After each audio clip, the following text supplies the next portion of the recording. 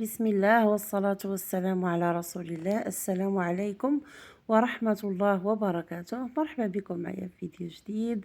نشارك معكم اليوم هذا المسمن الشتوي، مسمن ديال البرد وديال الشتاء.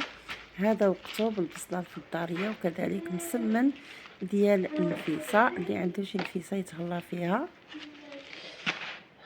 كيجي مخشخش مورق. الطريقة ديال التحضير ديالو غزالة ومن أسهل مما يكون.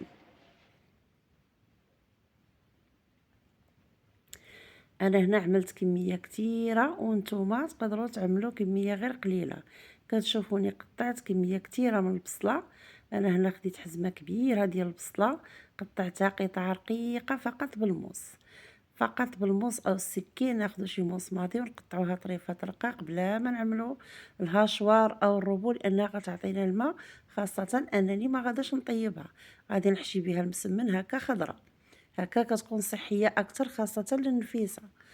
فانا غادي نعمل كميه كبيره، نتوما حسب الحاجه عندكم. التوابل عاديين، غادي نعمل الملح، الفلفل الاحمر يكون شويه بالزايد، الفلفل الحار الا ما كانش للنفيسه، يعني النفيسه كتكون ترضع ما نعطيوهاش الحار.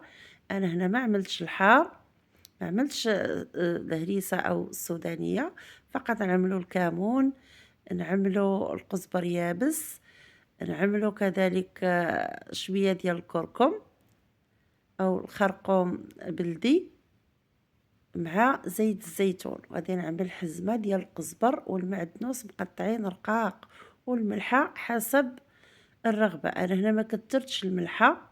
وبالنسبه للنفيسه تقدروا نتوما تزيدوا السمن، تزيدوا الحبرشاد، تزيدوا الحلبه مرطبه، وتزيدوا كذلك المساخن. فانا ما غاديش نضيفهم. الا كانت عندنا النفيسه طالع عليها الطونسيون فما نعطيوهاش هادشي، نتفاداوه. لهذا انا ما عملتهمش. تقدروا نتوما سواء النفيسه او ليكم الا تشهيتوا وبغيتوا ديروا في هذا البرد، تقدروا تزيدوا هاد التوابل اللي قلت لكم، يعني بحال الاعشاب ديال الحبرشاد، الحلبه نكونوا فزقناها بالماء، يعني حتى تنشف من الماء، او نصفيوها. عاده الماء كنعملو في العجينه، والحلبه كنضيفها للبصله. هنا انا لانني كميه كثيره عملت كاس ديال زيت الزيتون. عندكم كميه قليله تقدروا تعملوا نص كاس، ربع كاس، نتوما حسب الكميه اللي عندكم ديال البصله. انا هنا عملت كميه كثيره ديال البصله، وكذلك العجينه حتى هي عجنت كميه كثيره. المقادير ديال العجينه غنخليها لكم مكتوبه في صندوق الوصف باش ما نطولش عليكم الفيديو. ما شاركتش معكم تقطع ديال البصله، يعني الطريقه كيفاش نقطعوا البصله راه ساهله، راه غير نقطعوها هكا على الطول وتنجمعوها كامله مره واحده وتنقطعوها طريفات رقاق، راه ما غتاخذش لينا الوقت نهائيا. وإلا عملناها كيف قلت لكم في الروبو او الهاشوار تقدر تطلق لينا الماء. انا ما غاديش نطيبها. اما اللي ما كيبغيش هكا، كاين اللي ما كيبغيش يتناول بصله خضراء، هادو المساخن انا غادي نخليهم حتى الاخير، واللي بغاهم يتناولهم في المسمنه ديالو. كيف قلت لكم النفيسه الا كان طالع عليها طونسيون ولا شي حد عنده طونسيون طالع، ما خصوش ياخذ المساخن او حب رشاد او الحلبه حتى هي سخونه، ربما تضروا. من الاحسن انا ما استعملتهمش، خليت كل شيء طبيعي غير مع البصله والقزبر والمعدنوس.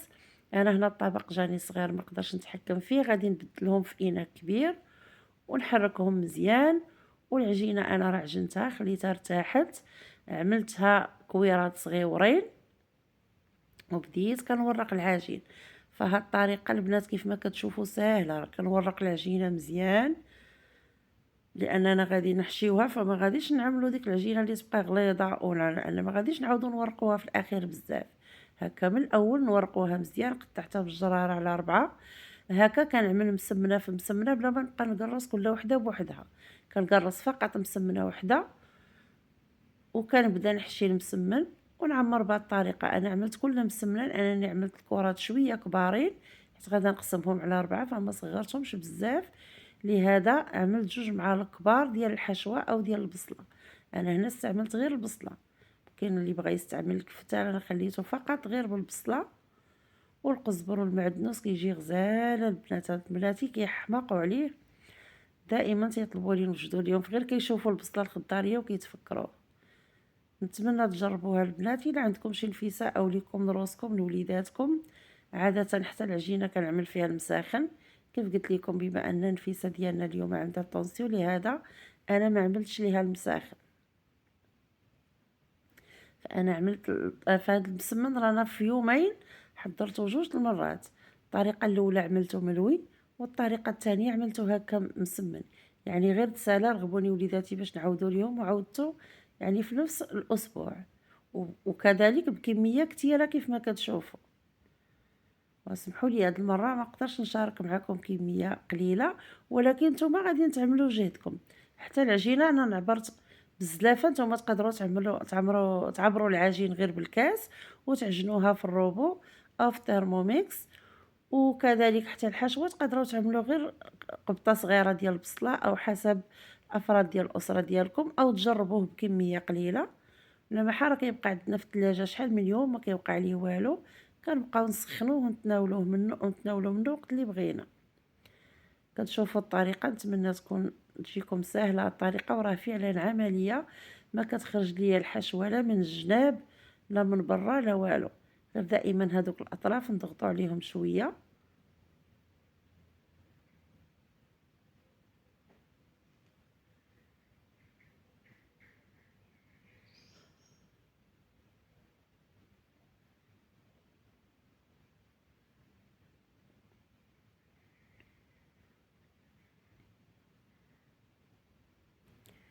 راه حتى اللي بقى لينا هكا شي قنت ديال العجينه خارج غادي نتنيوه، ما نجمعوش باش ما تجيناش العجينه هكاك مكمده. غادي نعملو على هذا الشكل هذا. بقى لينا شي طرف نتنيه على الطريقه من الجناب دائما باش ما تخرجش لينا الحشوه منين نعاودو نورقوا العجين. هاد الطريقه نعملوهم ونغطيوهم وحده جنب وحده، نعقلوا على اول وحده هي اللي غادي نورقها ونخبز. انا ما شاركتش معكم العجين، وكذلك ما شاركتش معكم الخبيز. كلشي كيعرف، نظن المغربيات كلشي كيعرف يخبز المسمن. غير هاد الحشوه هذه قليل اللي عارفه وتنشاركها معكم. راه عنده فيديو نزلته في الاول ديال القناه، المسمن ديال الفيسا فيه 4 ديال الحشوات مختلفين، كل مسمن كلها قطعه ديال العجين نحشيوها بالحشوه اللي بغينا. فانا ما قلت لكم ما شاركتش معكم الخبيز ديال المسمن، حتى خبزته وشاركته معكم تشوفوه. راه كيجي مخشخش وغزال ومورق وساهل البنات. وحتى اللي ما كيبغيش هكا، شي وحدين جربوه وما بغاوش البصله خضراء، ما عجباتهمش او ما كتعجبهمش اصلا، فيشحروا البصله بعد ما خلطوا البصله والزيت وكل شيء، يشحروهم مزيان حتى ينشفوا من الماء على نار مجهده، ومن بعد يحشيو به المسمن. وبالصحه والراحه، والى فيديو مقبل ان شاء الله.